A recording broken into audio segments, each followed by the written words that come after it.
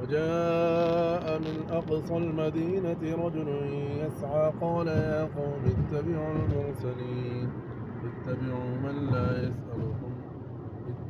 من لا يسألكم أجرا وهم مهتدون. وما لي لا أعبد الذي فطرني وإليه ترجعون. أأتخذ من دونه آلهة إن يردني الرحمن بضر لا تغن عني شفاعتهم شيئا ولا ينقذون. إني إذا لفي ضلال مبين. وجاء من أقصى المدينة رجل يسعى قال يا قوم اتبعوا